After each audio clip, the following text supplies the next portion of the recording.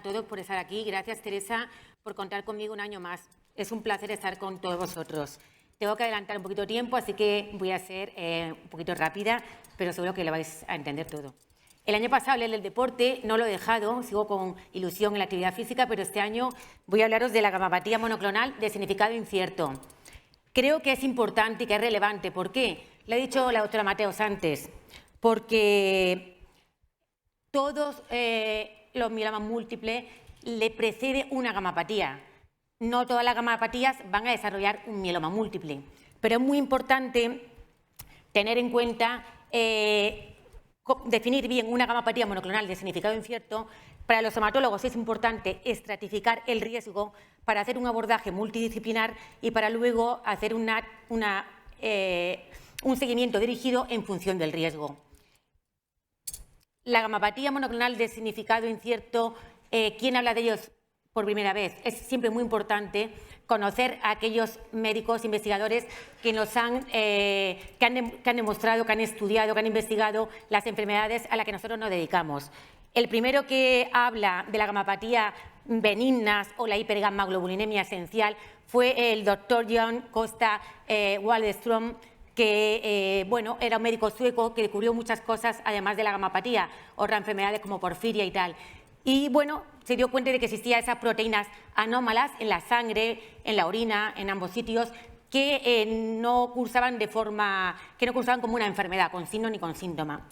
Posteriormente, en el 78, el doctor Robert Kyle, también muy conocido y querido por todos, habla ya del MGUS, que es el término en inglés, gamapatía monoclonal de significado incierto. Pues esas proteínas que no cursan con los síntomas, con los signos que tienen el mieloma o otras entidades primas hermanas del mieloma. Las gamapatías, ¿qué son? En la médula ósea, en la fábrica de las células, un tipo de glóbulo blanco, el linfocito B, en un estado madurativo avanzado, empieza a dividirse más, a multiplicarse de forma anómala y a producir una proteína, una inmunoglobulina que es distinta a las inmunoglobulinas buenas, a las que nos defienden de infecciones.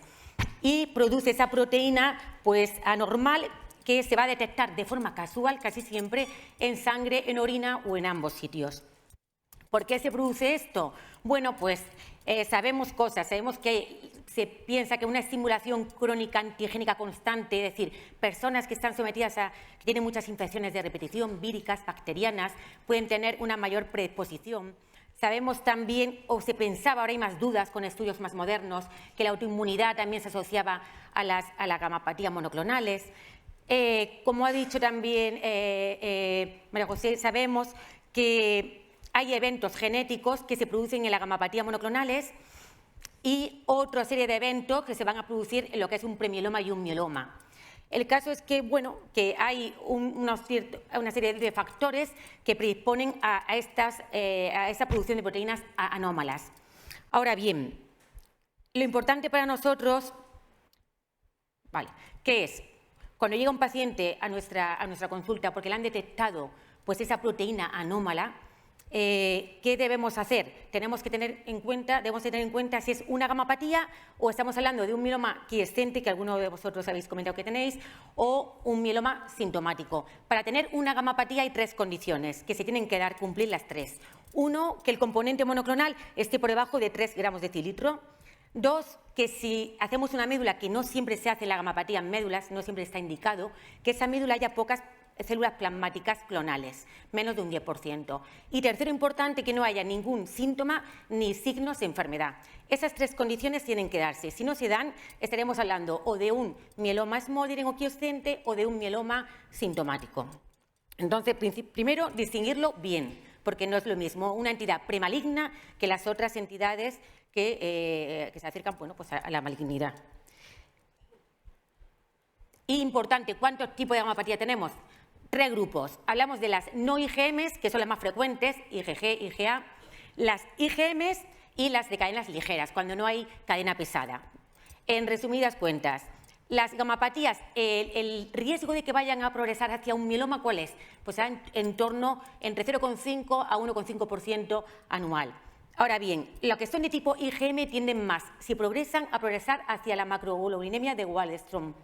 Las de tipo no IgM, IgA, IgG tiende más a progresar hacia mieloma, amiloidosis, y las cadenas ligeras también hacia mieloma y amiloidosis. Bueno, pues para que os suene un poquito qué es esto. No he preguntado antes por el tiempo cuánto tenéis gamapatía aquí o si alguno, si hay algún paciente con una gamapatía monoclonal. Pero bueno, sería interesante si luego surge en la coloquio.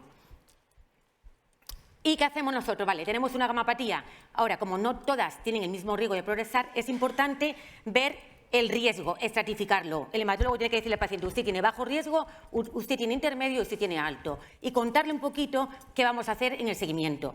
Y utilizamos dos sistemas pronóstico. La clínica Mayo, que tiene 3 factores sencillos de hacer, por la cantidad de la proteína, si es menos de 1,5. Si es la proteína IgG, que es mejor que el resto de tipos. O si el ratio, que hemos hablado mucho de cadenas ligeras libres, es normal. Si las 3 cosas se dan, 0 puntos, buen pronóstico, el riesgo de progresar a 20 años es menos de un 5%. Podemos decir que, bueno, que puede estar tranquilo porque es muy raro que ese paciente progrese. Si se dan pues, alguna condición de estas, puede tener un riesgo intermedio y si el paciente pues, presenta otro tipo de paraproteína o un componente mayor de 1,5 o un ratio alterado, las 3 cosas, el riesgo de progresar a 20 años es mucho mayor del 50%. Deciros que lo importante cuando nosotros vemos a un paciente con gamapatía es ver si tiene un bajo riesgo, es IgG, es un componente pequeño, el ratio es normal. En ese caso podemos hacer un seguimiento sin hacer aspirado de médula ni hacer pruebas de imagen y podemos ver al paciente pues, tranquilamente con una analítica completa en nuestra consulta, en general. En el resto de grupos, intermedio y alto riesgo, cuando son proteínas mayores, IgA, cadenas ligeras, en el resto, pues sí que tendemos a hacer el aspirado de médula, que no cuesta nada, para saber el porcentaje de células plasmáticas, para también saber la genética y también hacemos pues, una prueba de imagen, un escáner de bajas dosis o una resonancia magnética, un PET. Eso depende de cada hospital, del acceso que tenga a las pruebas, a la facilidad de hacer pruebas. Pero siempre intentamos hacer una prueba de imagen. Por tanto, bajo riesgo hacemos menos pruebas y en el grupo intermedio alto afinamos un poquito más ese diagnóstico.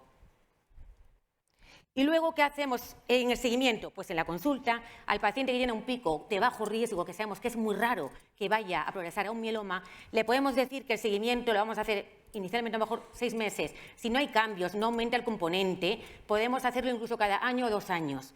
En cambio, en el resto de grupos en el que sabemos que la gamapatía tiene un riesgo intermedio o más alto riesgo de ir hacia un mieloma, pues vamos a hacer un seguimiento cada 6 meses habitualmente. Deciros que hay muchos estudios que se están llevando a cabo, como ha contado también Bruno, en gamapatía. ¿Por qué? Porque lo ideal sería detectar gamapatía de alto riesgo e intentar evitar que vayan hacia un mieloma múltiple, intentar ir a ese origen, a ese inicio. Y en Islandia pues, se están llevando a cabo estudios de la población de Islandia de screening para ver la gamapatía monoclonal de los individuos, hacer un seguimiento y ver factores de progresión. Sin más, hay otro concepto de gamapatía de significado clínico que es distinto al significado incierto, que no debemos confundir, que no voy a entrar en él hoy. Y termino, para no alargarlo, comentando que la medicina, para mí, pues, bueno, y para el doctor Waldenström, es un arte pues, incierto, complejo, difícil, y que en el desarrollo de un buen médico es importante saber actuar y también saber esperar. Y yo creo que la clave de la gamapatía monoclonal es tener bien estratificado al paciente para saber cuándo hay que ser más activos y cuándo podemos relajarnos porque el riesgo es muy bajo. Gracias.